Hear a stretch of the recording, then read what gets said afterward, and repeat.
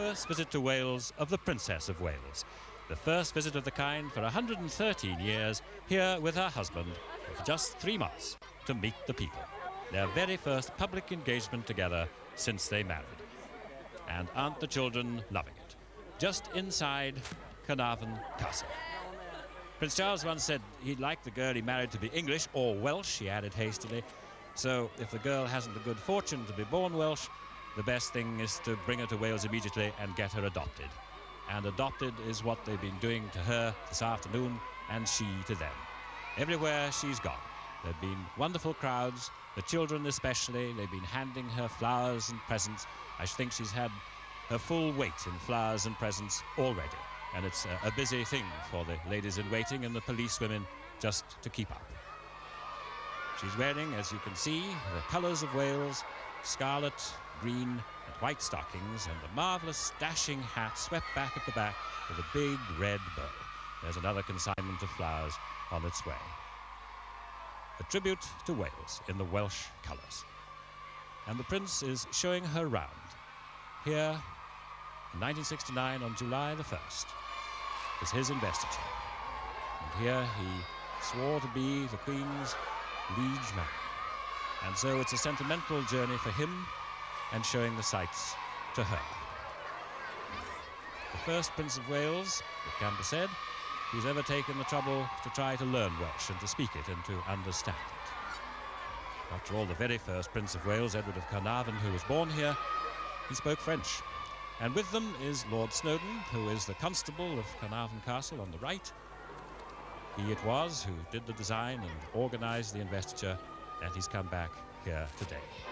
And of course, prominent among all the children are the majorettes of various shapes and sizes and colours. There's the Caernarfon majorettes in blue hats, the Snowdon Paraders Jazz Group in red hats with white suits, the Caernarfon Tinies red majorettes, and so on. And now the choir of Hendry County Primary School is singing their songs, their tribute, in Welsh, 4 little songs. Mother made my coat, on the brow of the hill, into the ark the animals go, and the birds sing merrily.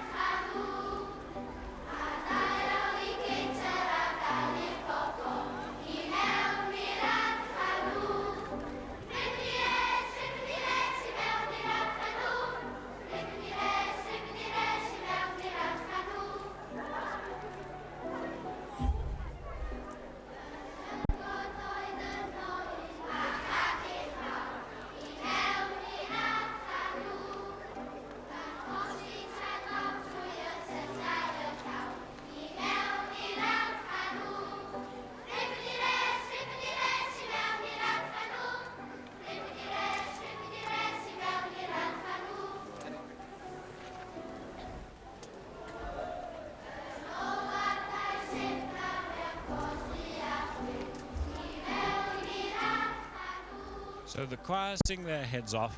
They've enjoyed rehearsing even in the wind and the rain. And now he's taking the princess across to the dais made of Welsh slate where the investiture was held. And these are the 2 chairs, one used by Prince Charles himself, the other by the Duke of Edinburgh at the investiture. The Queen's throne hasn't been brought out today. Of course, he's been Prince of Wales now for 23 years, and that makes him, in fact, about, well, the 5th longest Prince of Wales since he was first created at the age of 9. The choir from Hendry County Primary School. And here's another bouquet on its way from them. That job well done, and he immediately rejoins the ranks. The conductor, of course, is the headmaster, Mr. G. Owen, and the accompanist on a piano, which, well, you might say it's seen better days, but still it's doing fine service, is the school's music teacher, Mr. Richard Hugh Morris. He's also the accompanist for a very well-known Welsh folk group. But this is the Welsh folk group that matters this afternoon.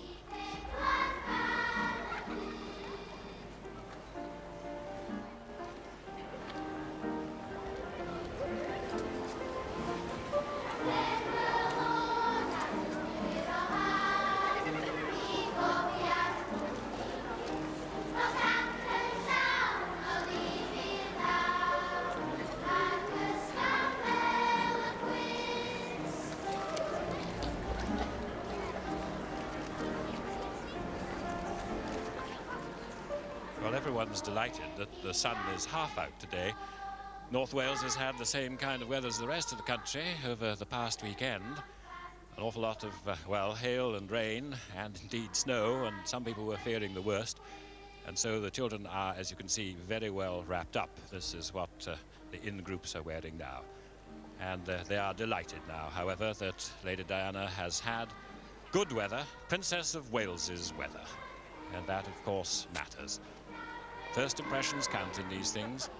It's always said that the Queen had a bit of bad luck early on with the weather.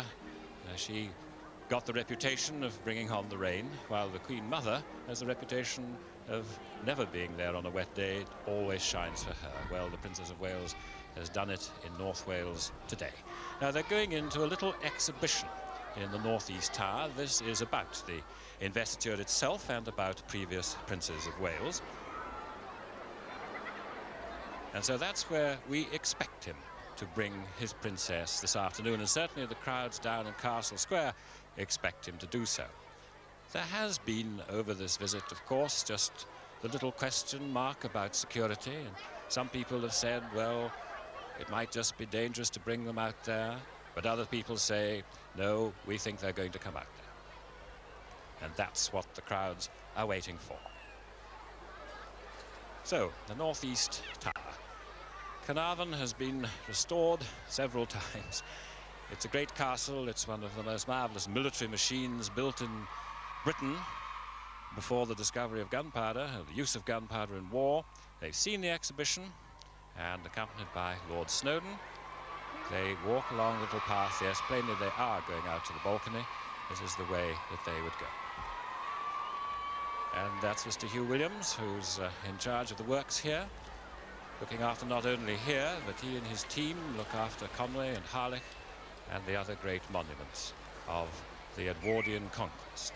Well, it was a symbol of conquest, but now it's becoming a symbol of something else, of the Prince of Wales, who himself is having a love affair with Wales, and who has made it his duty and his function to serve Wales more than any of his 20 predecessors. And that's why, for the very first time, their very first visit, he has brought his princess. And the sun is shining on them. Well, it really is Princess of Wales's weather.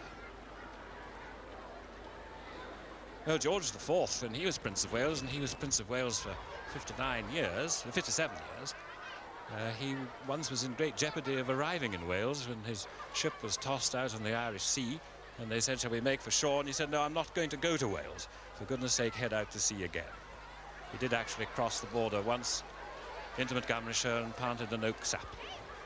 And Edward VII, when he was Prince of Wales, he was pretty neglectful, and Queen Victoria had to speak to him severely about it.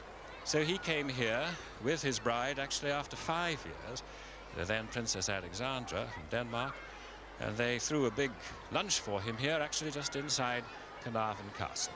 However, he rather spoilt the occasion by getting up after the lunch and saying, well, thank you very much, I'm sorry I've now got to curtail my visit. But this is a prolonged visit. It's a visit of 3 days to Wales, 350 miles, 6 walkabouts and many impromptu walkabouts, many, many conversations, and the princess has been talking to everyone, shaking every hand that's offered to her. And the princess has made so many friends today.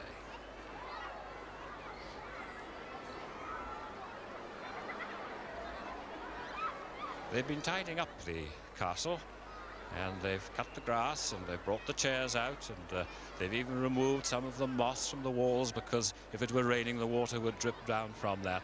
And they've got their castle looking as spick and span as they can make it, and they're very proud indeed, and obviously so are the royal couple, saying thank you very much.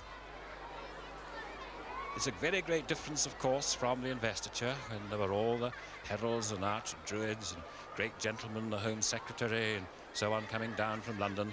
Not like that at all today. It's a simple show with the local people, and that's what they appreciate most.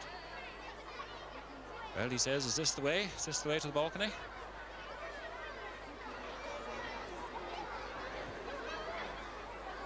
They're running, of course, well behind time. They've got to get on this afternoon to Bangor, which considers itself and is indeed the administrative capital of North Wales, though people in Caernarfon would contest that, and The one good thing they have to say about Edward I was that he intended Caernarfon to be the place of administration and justice for the three counties of Anglesey, Caernarfon and Merioneth. They look at the great thickness of the wall, 16 foot thick, some of them, and now they come to the balcony itself. And this is the moment down below, a little stir of expectation, and out she comes. Be with her, and the cheers rise to the skies.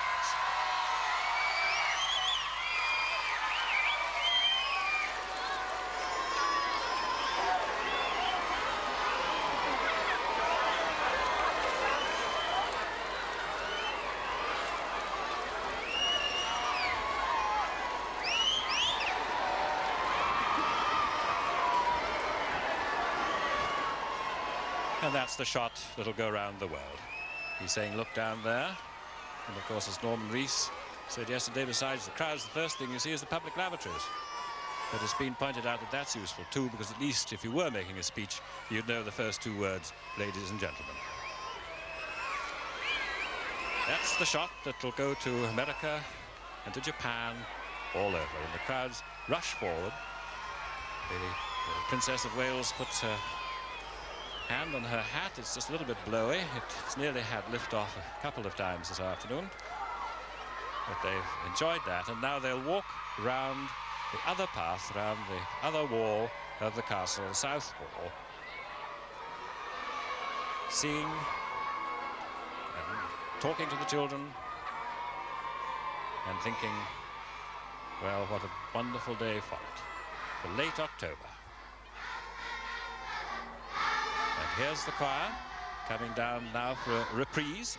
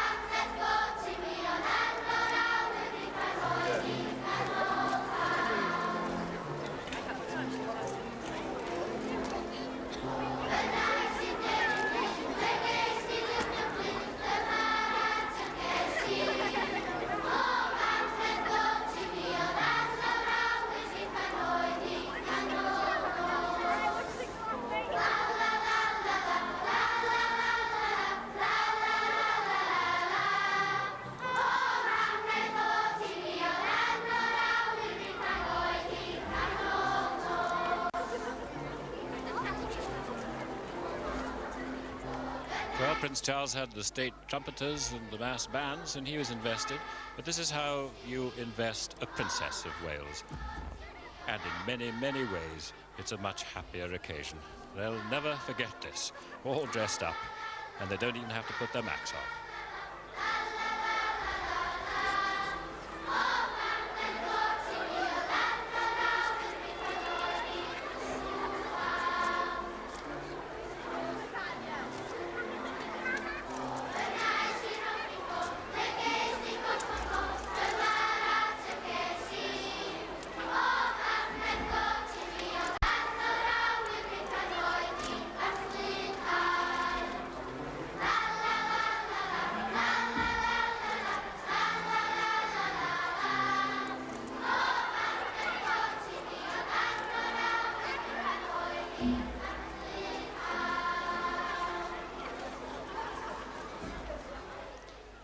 Yellow Hats, I understand, are the Legion Jazz Group, and they're very spick and span. The hit of the day. Lady Diana, the Princess of Wales, I must correct myself. It's 3 months since the royal wedding, and she's taking an interest even in those who aren't dressed up, much more snugly dressed up. And everybody seems to have a camera if they haven't got some flowers to give her.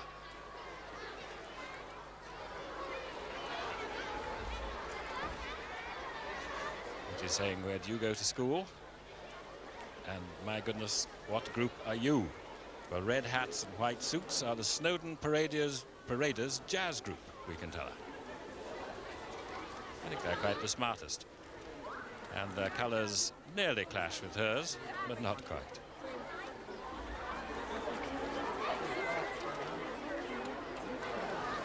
Well, 400,000 people a year come to Caernarfon Castle. A few more came immediately after the royal investiture, but there can't have been as happy a crowd as this, or two people enjoying it more than the Prince and Princess.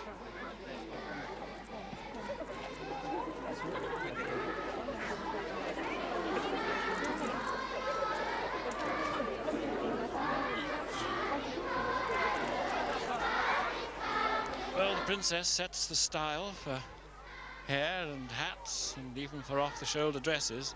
You can be sure she's set the style for a lot now. A lot of the dress shops will be following this, and of course the hat industry will be down on its knees saying thank you very much. Lord Snowdon and the lady in waiting and the Mayor of Caernarfon following at a distance. And they're not going to be allowed to get away without some more talk and some more flowers. But I imagine the organisers are beginning to look at their watches. There's a lovely flower of her own. It's not really time for daffodils, but chrysanthemums will do.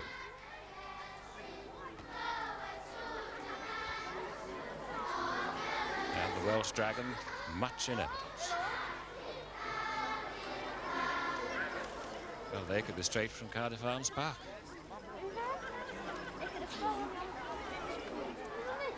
The Princess of Wales bent down and told me. And all the reporters will be following behind and ask, what did she say? What did she say? And they'll have a story to tell when they get home.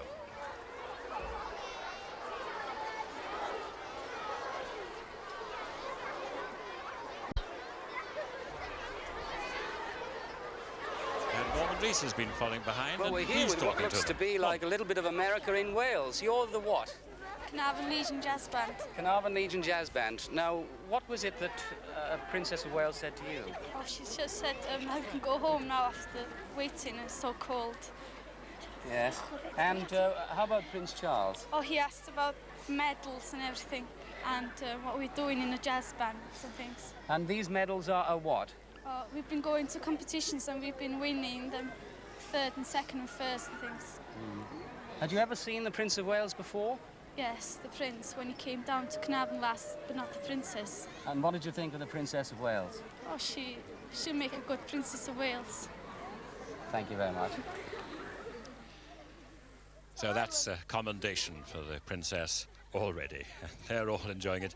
It is a little cold, although the sun is out on the battlements. Caernarfon isn't the warmest of places with those thick walls at the best of times. Those two guns are not contemporary. They are, in fact, from the Crimea. They're in the robing room now, and this is what they'll be seeing inside. Just about to go into the robing room. I just missed the princess there amid all those red hats, but she's still talking to some more majorettes and jazz banders. But she's going to go into the robing room, which is where Prince Charles went on his investiture, just for the last, polish up and getting ready for the big occasion. And inside, this is what it's like, and this is what he'll be showing her. It's kept rather primly, just as it was when Prince Charles used it. The furniture of scarlet is it's very much got the appearance of the late 1960s, and here Prince Charles got ready, as I was saying, and he at least wore a decent uniform, the Royal Regiment of Wales, but so did his great uncle, later Edward VIII, in 1911, and he never quite got over having to change into a short purple velvet surcoat and white pantaloons. It's all mildly forbidding for anyone about to make a big public appearance, though there are nice prints of the Welsh castles on the walls. The whole investiture had Lord Snowdon's imprint on it. Prince Charles signed a piece just on the desk there, making it all official. And the Princess of Wales has been told all the unofficial stories. So they're having a look at that. There's one other advantage of the robing room. If you just turn to the right and go up the stairs a little, there's a lavatory, a royal lavatory. Actually, Edward I, when he said that Caernarfon should be built, was very strong for the 14th century on privies. He had a privy to each of the 10 towers. But this one is much more modern. And so Caernarfon is waiting to see the prince and princess again. They've had a very good look at them. They've all enjoyed it enormously, and out in the streets they'll be very grateful indeed that they did in the end, despite little security worry, and indeed I'm told an official security warning that they did indeed say, yes, we are going out on the balcony. It's not that other sort of visit. This is a successful visit, and we are not going to be put off by anything like that.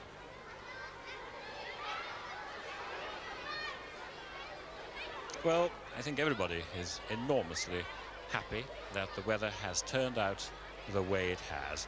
Had it really come to dashing rain and pouring rain, the princess might well have set a new style in rainwear, but it wouldn't have been so much fun. Okay. And she's had quite an afternoon. There they are, all talking about it again, and Norman's down there. Norman.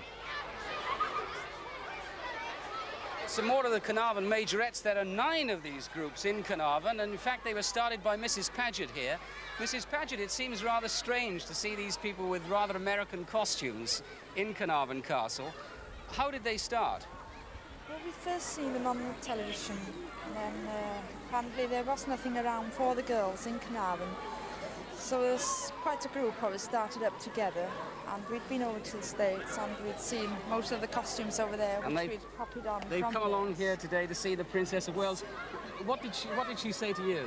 She said that I was warmer than the other ones because I had trousers in. You were the lucky one with the trousers. Yes, it's pretty cold around here. Yeah. What did you think of the princess? Oh, lovely. Worth the wait? Yeah. Worth getting cold for? Yes. And she also spoke to you. Yes, I shook hands with her and I gave her the flower and she said, "Is that for me?" Yes, I said. What sort of a flower did you give her? A yellow one, a chrysanthemum. And how long have you been waiting here? Hour and 10 minutes. You must be very cold. You're just wearing that short skirt. What did you think of the princess? She's beautiful. Think she'll make a good Princess of Wales? Yes. And I think you saw her too. Yeah. What did she say? Oh, she just asked me where I got all my medals and what was the difference between all the troops in Caernarfon. Yes. So... I think you'd been hoping at some stage that one of the groups would play some music for them. Yeah. Mm. Would you have liked the chance maybe to have shown the princess some of your routines? Yeah. So now you've seen her, what do you think of her? Oh, she's prettier in real life than she's on telly. She's better in real life, is she? Yeah. Lovely, thank you. Mrs. Paget, tell us a little bit more about these amazing costumes that the girls are wearing. I gather that with all the different colours we've seen here, you've designed and made most of the costumes, is that right? I designed and made the Caernarfon majorettes costumes. They were the first troupe ever made in Caernarfon. And then I went on to make the jazz bands. They've been going for years. How come so many of the groups were invited here today? Well, I don't know. They were just lucky, being that they are the children from Caernarfon. Thank you very much. I think we've probably done a bit of work in recruiting for these majorettes. Now that's the route that they've been taking today from Shotton, where they began, and through Rhyl and Llandudno to Caernarfon. And they're just coming out now from the robing room. Little instruction saying, yes, if you fall in over there, it'll help me a great deal to keep order and discipline. Mr. Nicholas Edwards waiting, well, he's just ducked out of sight beside the cannon. But the Secretary of State for Wales waiting there now for the next part of the afternoon. And this looks like the Princess coming out. Yes, indeed. Who else but? And a smile. And, well, ma'am, we must be getting on. Oh, no, he's not going. And another photograph is taken. The amount of film that's been used in Caernarfon this afternoon. And so they come Just a last word here and there, going out to the King's Gate, the way that they entered, after a most successful visit.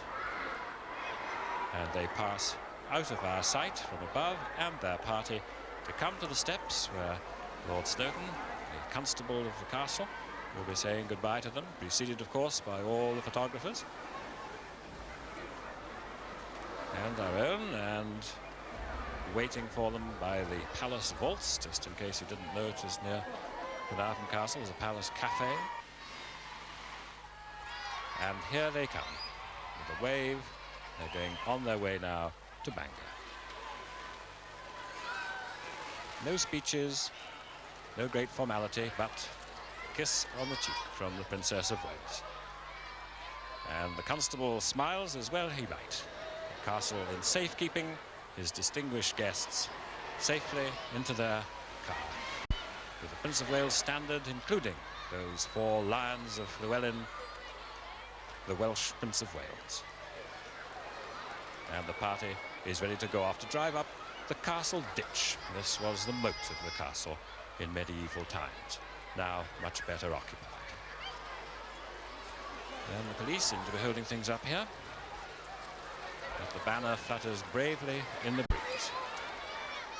And there are more smiling faces on the steps to wave goodbye. And with part of the cargo of flowers that she's picked up this afternoon, the Princess and the Prince go on their way. Round the corner and into Castle Square, where the crowds are waiting. A wave, a cheer, the odd Union Jack even, just to show that not everybody is Welsh in the square. And away they go. So we've seen the unofficial, very happy and pleasant investiture of the Princess of Wales. And round the corner onto the Bangor Road. The crowds have waited and waved. It's not exactly standing room only, but a very comfortable crowd and a very comfortable and happy day for them all. Well, the Prince and Princess, as I was saying, began early this morning when they arrived on the royal train at Shotton, and before coming to Caernarfon, they visited Deeside, Rhyl and Llandudno, and Martin Lewis reports. Shotton Station, and Wales was so excited it couldn't quite decide whether to salute or shake hands first. But official welcome over, the Prince and Princess lost no time in diving into earnest conversation with school children, waving homemade flags of Welsh dragons and Union Jacks. Clearly it was going to be not so much a walkabout as a talkabout, and the Princess was trying hard to make sure no one was ignored. Yellow roses and a youthful curtsy did their best to make her feel at home. While the colours of the Welsh flag, echoed as we've seen in the Princess's green skirt and red jacket and hat, showed that she too was trying hard to please. The joy of welcome was seen in the eyes of a handicapped child. And in the cheers of the packed ranks inside Deeside's enormous leisure centre.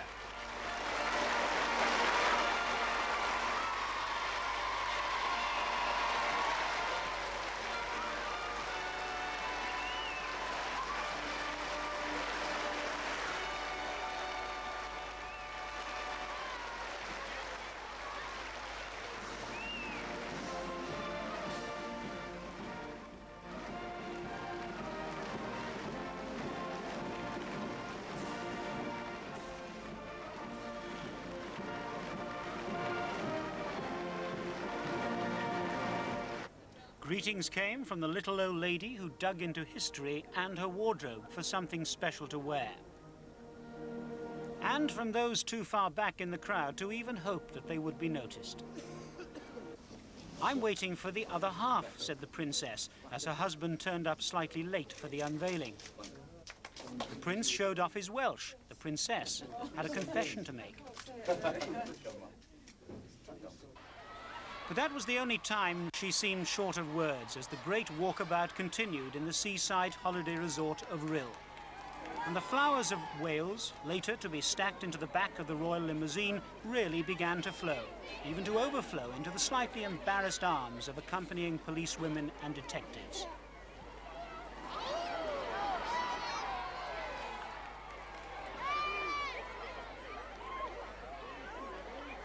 In the hope-laden, hand-grabbing excitement of it all, it was hardly surprising that the princess had quite a job holding on to that spectacular red hat. But still, the crowd wasn't satisfied.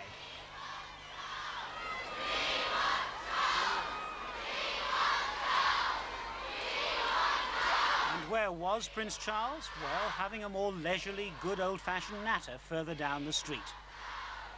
There was one bit of Welsh cheek that the princess found difficult to resist.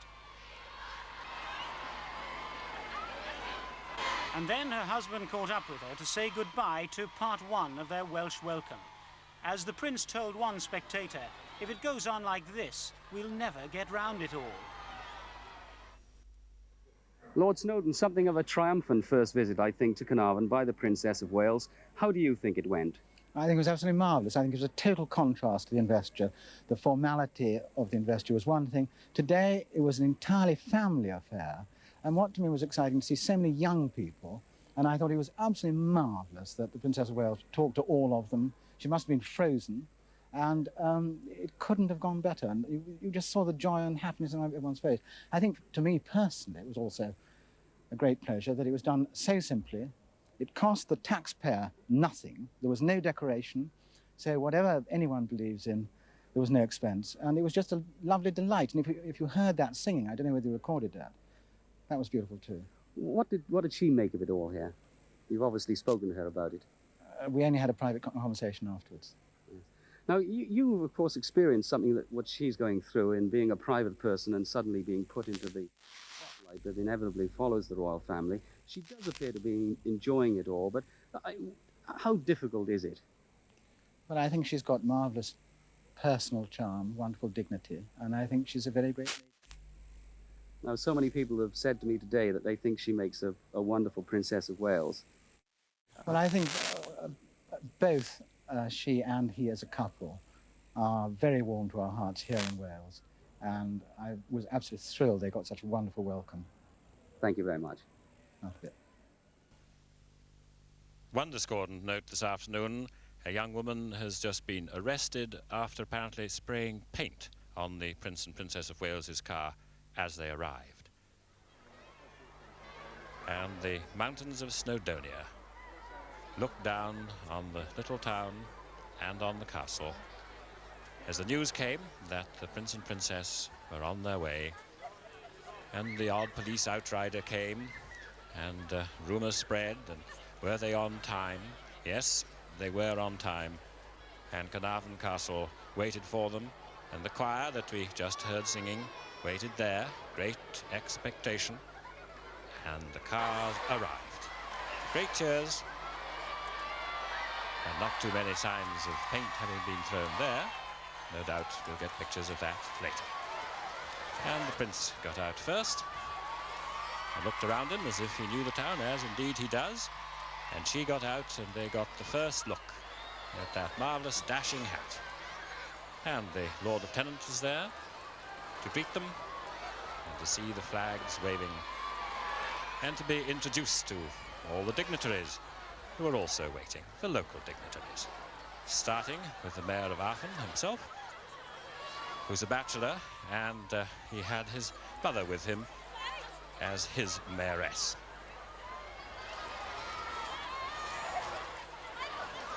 And so on. That was the greeting that she had.